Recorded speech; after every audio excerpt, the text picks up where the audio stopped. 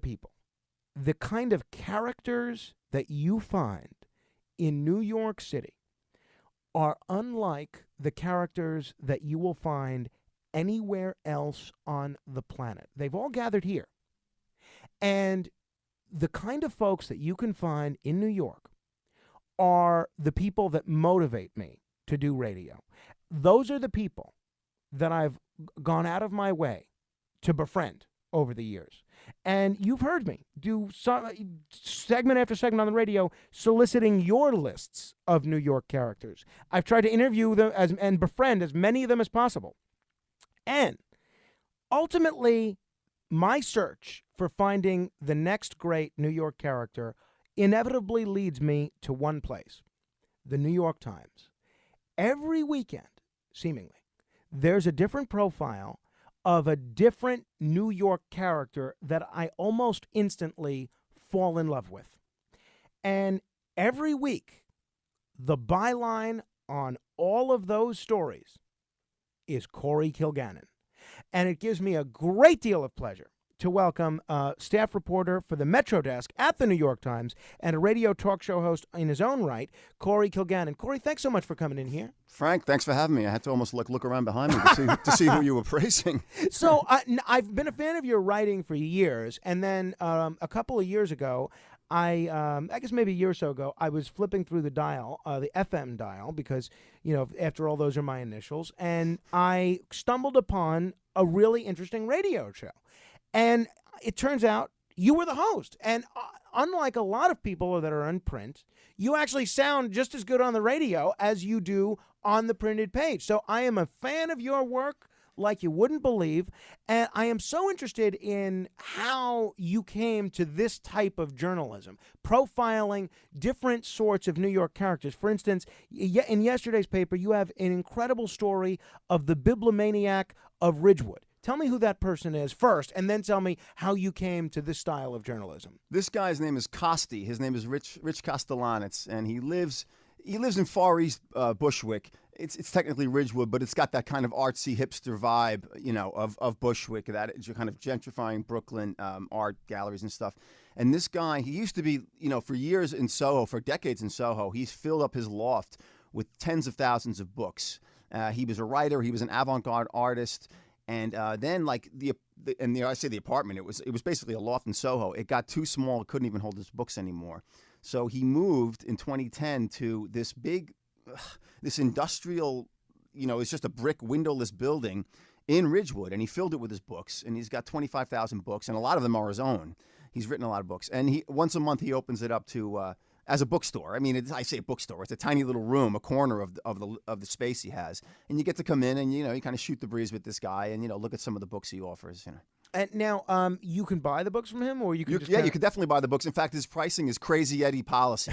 If you see any price, he will match it or beat it. So it's kind of fun. You've done a story about how stadium scents of ballpark stadiums are used to treat older residents who might be in a nursing home or suffering from Alzheimer's with a therapeutic fragrance of ballparks.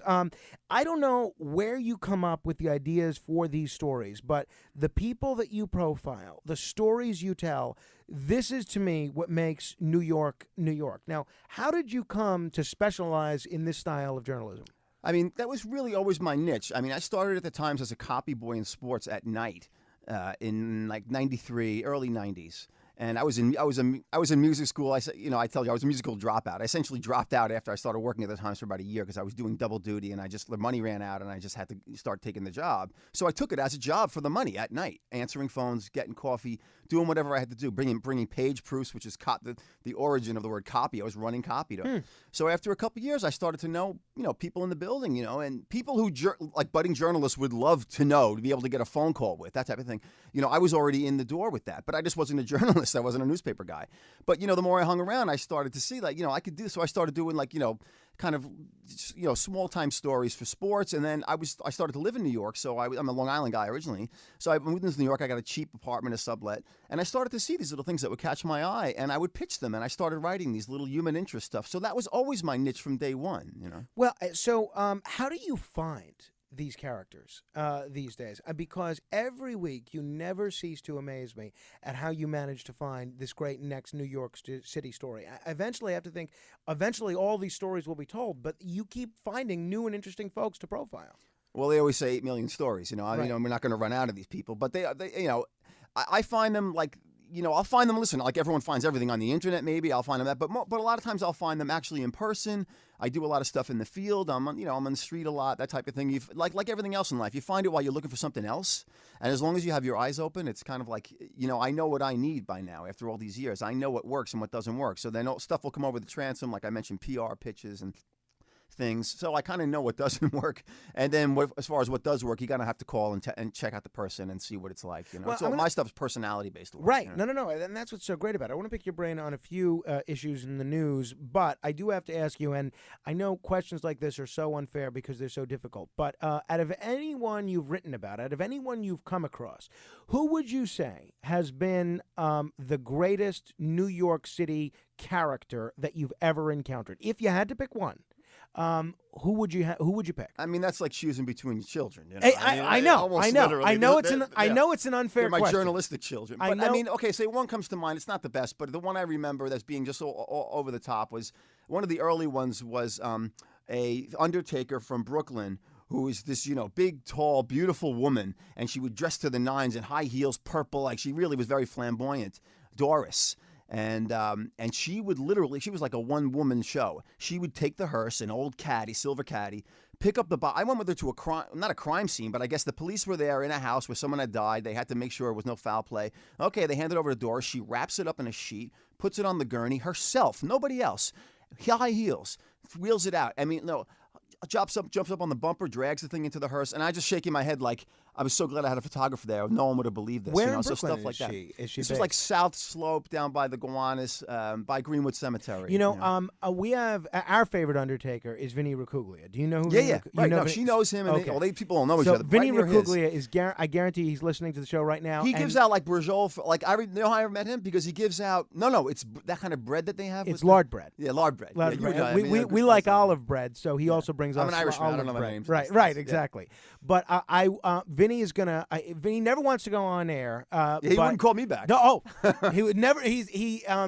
Everybody knows him, but he goes out of his way not to be known. And I guarantee you he's going to call me off air with a description or a story about this Doris. So that's a good Which pick. may or may not jive with what I say. Hey, right? That's fine. All right. Let me ask you now. I fancy myself as being able to talk about anything for about 3 minutes, right? So I can sound like an expert on any subject for 3 minutes. Anything, you get to a fourth minute, and it's clear how shallow my knowledge of that subject actually is. But I open up the sports, the one area where I cannot even come up with sounding like an expert for 3 minutes is golf, right? So I open up the sports page today, and I expected to read about the incredible 12-inning victory that the New York Mets had yesterday. I expected to read about the incredible record audience for WrestleMania last night. I expect to read about the Conor McGregor controversy of his arrest, but instead, no. It's the headline on the back pages is "Great Read. Patrick holds off furious charges by Spieth, Fowler on back nine to take Masters." Apparently, there was something called the Masters going on, and this is remotely having to do with golf, I guess. Yeah. So what happened over the weekend? Well, I mean, the Masters, only really golf fans obviously will follow this. Now, if there was an amazing game on, baseball game, they probably would have knocked that off the back page. But then maybe there wasn't. Maybe this was the biggest story. Listen, the Daily News and the Post, they're only going to care about the U.S. Open and the Masters, and especially if a big name is in it. Now, Reed's not a huge name. I mean, Tiger was in the Masters, and everyone was following Tiger. He didn't do that well because he's just, he's not the same Tiger he used to be. But anyway, the Masters is probably one of two tournaments that paper will ever cover on a Monday, giving the result of, unless something crazy, unless Tiger wins. If Tiger wins the Buick Open somewhere, then they'll have it on the back page. Now, can you stick around a few more minutes? Do you mind? Okay, great. So I'm going to take a break, and you know what I'm going to give you guys an opportunity to do since we have the benefit of Corey Kilgannon in studio. And as I've said, there are 4 reasons to get the New York Times every day. 1 is Maggie Haberman. 2 is the instant fact section on page 3. 3 is the op-ed page. And number 4, in my judgment, and speaking only for myself, is the gentleman who's in studio with me now. But while we have Corey here in studio, I would love to hear you tell me who you think the greatest New York City character is whose story has not yet been told. 877-970-2999. Now, if we're including the living and the dead, to me, there's no one even close. I mean, it's no contest. The answer is Joe Franklin. But if we're talking only the living, who would you pitch to Corey Kilgannon as a New York character along the lines of Doris the Undertaker, along the lines of the bibliomaniac of Ridgewood, the pin chaser in charge who works at a bowling alley, the gentleman that creates libraries in telephone booths? 877-970-2999. Somebody that has known quite a few of those characters is doing the traffic, Debbie Duhame. What about, who springs to mind as a New York character for you, Debbie? It's Tom Note, actually. Oh, it is. No, Debbie had to go to a funeral. Yes. Probably one done by Doris or Vinnie Ricuglia. All right, so we are joined in studio by the great Corey Kilgannon. And any day that you see Corey Kilgannon's byline in the New York Times, you are in for a treat, because you're going to learn about the Christmas freak of Fifth Avenue. You're going to learn who the world's strongest teenager is. Spoiler alert, she's a 16-year-old Orthodox Jewish girl from New Jersey. You are going to learn about the statue that never was. There are a million stories in the Naked City, as the saying goes, and Corey Kilgannon manages to find them each and every week. So, I'm going to give you an opportunity. While Corey is here in studio, I want you to share with him your story of who you think great New York City characters are. 877-970-2999. Let's start with Roberta in my hometown of Staten Island. Hello, Roberta. Oh, hi, Frank. Well, I'm glad to hear that the Times is so good, because I always thought it was like so anti-Trump and horrible. Well, they are anti-Trump. They are anti-Trump, but Corey doesn't write about politics, so I have no idea what his politics are. I don't want to know because I don't want my bubble bursted about these great stories. Well, I used to write about Trump when he lived in New York. Right, Yeah, exactly, right. exactly. He was a great New York he character. Roberta, who do you have that you would suggest? I have Kelly the waitress. She's really Greek, but nobody can pronounce her name. And she's in the Colonnade Diner. Like, if they ask for a couple of cups of matzo ball soup, she'll give the whole table bowls of matzo ball soup. And if you want brisket, which is really good there, she'll give you all kinds of, yes, but like it comes with French fries. She'll give you mashed potatoes. And I feel like I'm in a Borscht Circuit hotel in the Catskills in the old days. And I don't know, it's so refreshing to see somebody like that. All right. Well, hey, that's not too bad. And what diner is that? What, the Colonnade Diner, you said? Yes. Yeah, the Colonnade Diner on Highland Boulevard. That's perfect. See, that's a good one. Thank you, Roberta. If she becomes a star with a book deal now, she'll have you to thank. Louis in Queens. Who do you think is a great New York character? Well, I think there'd be two, and both of them I think Corey knows, because they'd be authors. I think one of them was the great Joseph Mitchell, who wrote for the New Yorker, and the other one would be a guy who I think hopefully is still around, is Pete Hamill.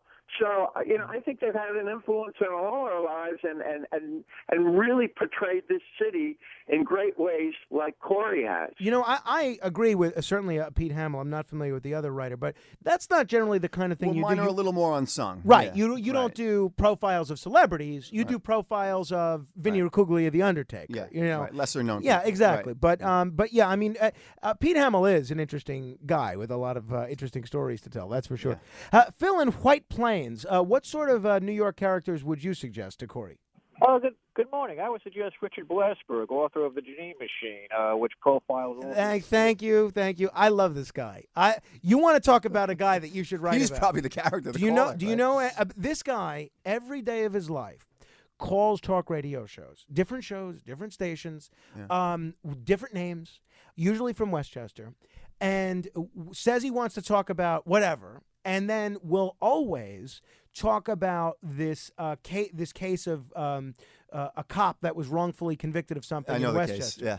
Right. And every day, and the way he disguises his voice to get on, comes It's up not with the cop, things. though, is it? I don't think so. I don't think so. I wish he would tell me. Yeah. Like, I wish he would have a real conversation with me off air, because I'd love to interview him about the case. But he is much more interested in just like faking his way on to radio shows. Yeah. So he's an interesting guy. I mean, that would be honestly, that would be someone and I've written about people who call like sports radio overnight. the blind woman from Forest Hills who's a Met fan. That type of thing. Okay. Doris from Rego Doris Park. from Rego Park. Yeah, see, that's always the Dorises. 877-970-2999. One other thing I want to run by you. This show is normally hosted by Joe Piscopo, who, in addition to being a great talent, I think if I was going to make a list of people that were great New Jersey characters, the list would be numbers 1 and 2, either way, Joe Piscopo and Uncle Floyd. But now, New Yorkers are once again being forced to see this show called Jersey Shore come back. And a lot of these people on the show aren't even from Jersey. They're from Staten Island and Poughkeepsie. But they're bringing back, I guess, revivals are the thing now. They brought back Will and Grace. They brought back Roseanne. Now they're bringing back Jersey Shore. Headline in the Staten Island Advance is Jersey Shore revival really necessary? What say you, Corey Kilgannon? I think it's definitely necessary. Yeah. Oh, no. I know the Staten Islanders and Jersey Shore people, hate it. And listen, I'm a Long Island guy. You're a Staten Island guy. I think, we have a little bit of the same affliction in that. People have stereotypes of these places. Because of shows like this. Partially true, but not because of shows like right, this. Yeah. This is going to be my a daughter disaster. she was watching this last night. It's unbelievable. Tell me, is this going to be as popular as the original Jersey Shore? I don't know. I'm not an expert in these things. But they are funny. I this- remember growing up Gotti. Remember that? Victoria Gotti's three sons on Long Island. I know the Gottis. I know Victoria and her three sons. Yeah.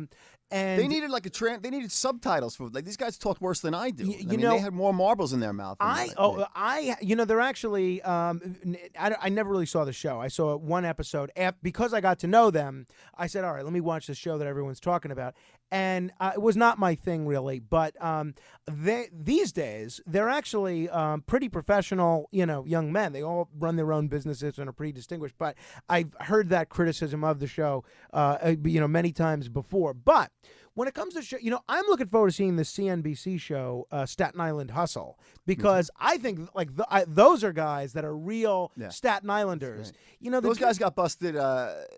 They were doing something for the show and they ran afoul of Newark Airport security. Exactly. But that's perfect. That's what you want, I guess. Exactly. Yeah. Right. Exactly. Right. So, speaking of Donald Trump, we're still learning about this fire at Trump Tower. Very sad situation where the 67-year-old died. What do we know about this fellow that died? Well, I read a few of the stories this morning, and the reason I had mentioned that to you is because, it's so sad. The man lost his life, and the fact that it could have been much worse. Thank God it wasn't. But my thought was only in New York. When you heard about this guy who was a collector of all kinds of art and different guitars and Stratocasters, and he played, he knew Hendrix, he knew Warhol. Only in New York are you going to have, who was the one casualty from the fire last night? This guy whose life reads like a history of New York in the 60s, 70s, pop art and all this stuff. Incredible. A friend of Andy Warhol, too. Yeah.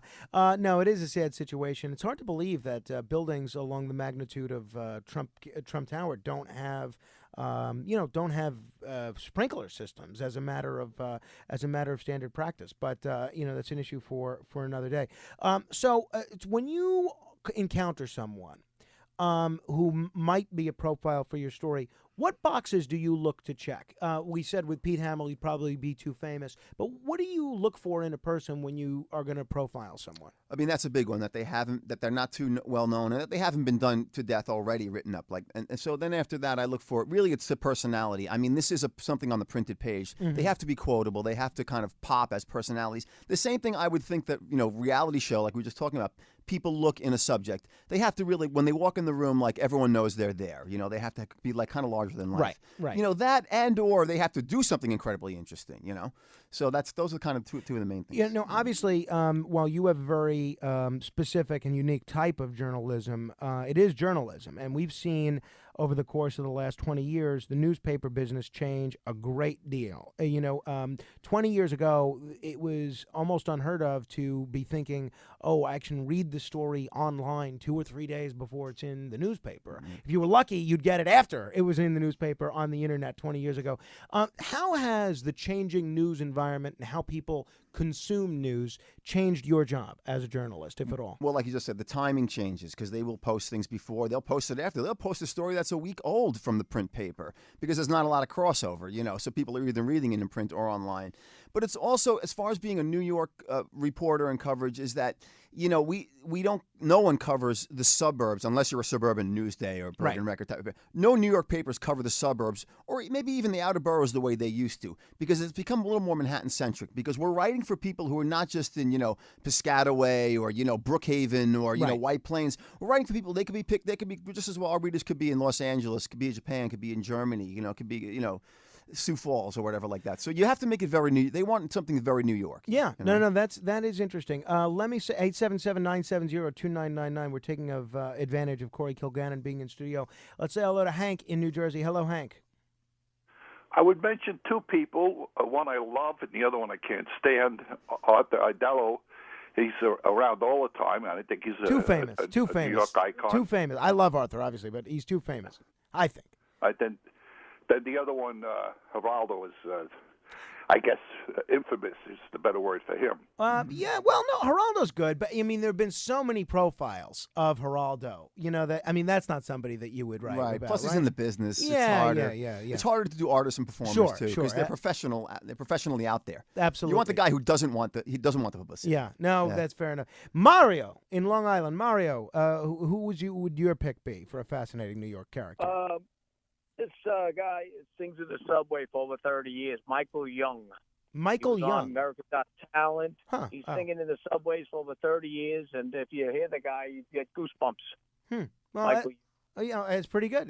That's an interesting one. Now, Corey, can people, if people are listening and they don't want to call in or whatever, can they email you with suggestions of different people in their neighborhood or whatever? Right. They can email me at Corey at NY Times, Corey, just my first name, Corey at NY Times. I'm also on Twitter. My full name is one word, Corey Kilgannon. Corey Kilgannon. Now, you also do a very interesting radio show at like this one. I think so. No, I don't think the listenership, your listenership, maybe overlaps too much with. You know what? I disagree with you.